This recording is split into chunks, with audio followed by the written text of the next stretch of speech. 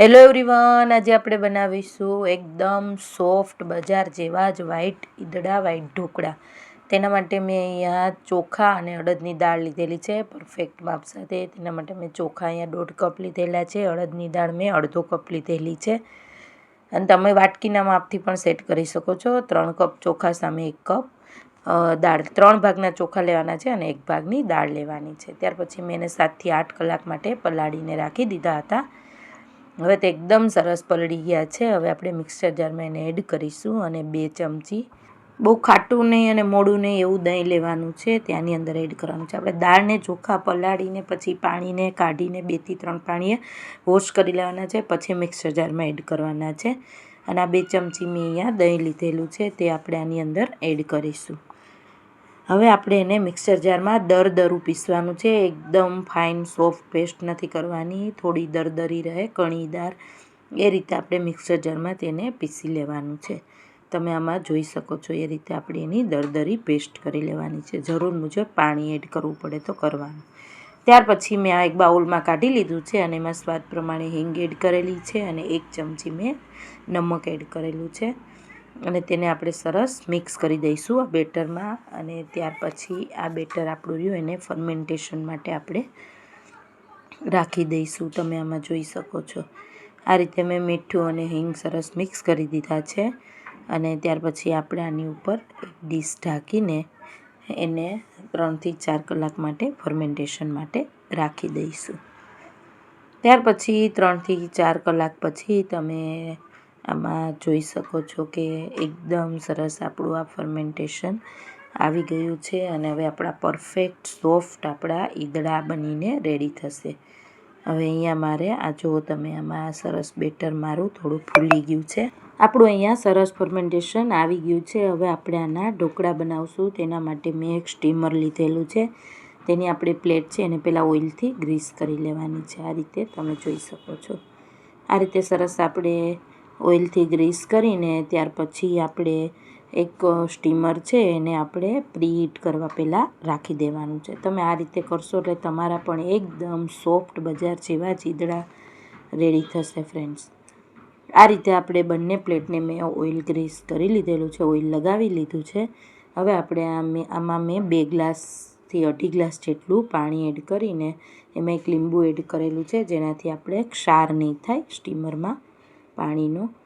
અને ત્યાર પછી આ સ્ટીમરમાં 2 પ્લેટ આપણે અંદર મૂકીને સ્ટીમર બંધ કરીને આપણે એને થોડી વાર પ્રીહીટ કરી લેવાનું છે. અને આમાં મેં 1 મોટી ચમચી આદુ મરચાંની પેસ્ટ એડ કરેલી છે.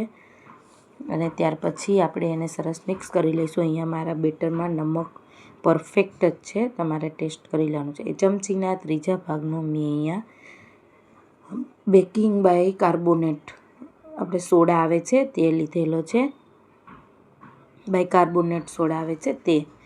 અને તેને આપણે ઉપર મેં 1 ચમચી તેલ એડ કરવાથી આપણા ઢોકળા અંદરથી એકદમ સરસ સોફ્ટ થશે. અને સરસ આપણે આની અંદર એડ કરીને ત્યાર પછી આપણે બેટરને એકદમ સરસ એક જ ડાયરેક્શનમાં હલાવી લેવાનું છે. અને ત્યાર પછી આપણે અહીંયા મેં એક બાઉલમાં 2 કપ બેટર લીધેલું છે. 2 કપ બેટરમાં મેં ચમચીના 3જા ભાગનો બેકિંગ સોડા મેં આમાં યુઝ કરેલો છે.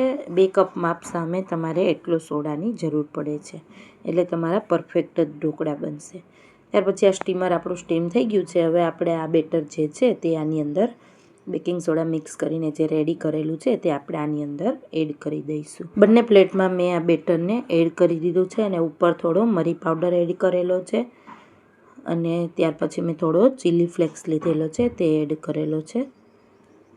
અને આપણો આ બેટર, આપણા ઢોકળા એકદમ ટેસ્ટી બજાર જેવા જ લાગશે. આ રીતે મેં બંને પ્લેટમાં બેટર એડ કરીને ઉપર ચીલી ફ્લેક્સ એડ કરી દીધો છે. અને હવે આપણે આ સ્ટીમરને બંધ કરી દઈશું. અને ત્યાર પછી આપણે એને 15 થી 20 મિનિટ માટે કૂક કરી લઈશું મીડિયમ ગેસ ઉપર. એટલે આપણા અહીંયા પરફેક્ટ ઢોકળા બનીને બજાર જેવા જ સોફ્ટ ઈદડા રેડી થશે. તમારે પહેલાં પ્રીહીટ કરી લેવાનું છે તો તમારો આ બેકિંગ સોડા એક્ટિવ હોય એટલે એકદમ સરસ ચારી પડે છે અને આપણા ઢોકળા પરફેક્ટ બને છે. આ રીતે મેં એમાં એડ કરી દીધેલું છે મરચું પાવડર, ચીલી ફ્લેક્સ અને મરી પાવડર.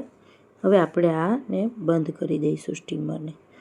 15થી 20 મિનિટ પછી તમારે મીડિયમ ગેસ ઉપર આને સ્ટીમ કરી લેવાનું છે અને ત્યાર પછી આપણે ચેક કરીશું તો એકદમ સરસ આપણું આ જો આમાં ચોટે નહીં એટલે આપણું આ બેટર પરફેક્ટ, આપણું આ ઢોકળા પરફેક્ટ સ્ટીમ થઈ ગયા છે. હવે આપણે નીચે ઉતારી લઈશું અને મેં આની ઉપર થોડા ધાણા એડ કરેલા છે. થોડી ઠંડી સેજ પડે, વરાળ નીકળી જાય એટલે સ્ટીમ એની પછી આપણે એના સરસ પીસ કરી લઈશું. તમે જોઈ શકો છો એકદમ સરસ સોફ્ટ આપણા અહીંયા વ્હાઈટ ઢોકળા બનીને રેડી થઈ ગયા છે અને એકદમ બજાર જેવા જો તમે જોઈ શકો છો કેટલી સરસ જાડી પડીને અહીંયા રેડી થઈ છે. ફ્રેન્ડ્સ, આ રેસીપી સારી લાગે તો મારી ચેનલને જરૂરથી લાઇક, સબસ્ક્રાઈબ અને શેર કરજો. તમે આમાં જોઈ શકો છો કે પરફેક્ટ આપણા ઈદડા બજાર જેવા જ બનીને રેડી થઈ ગયા છે.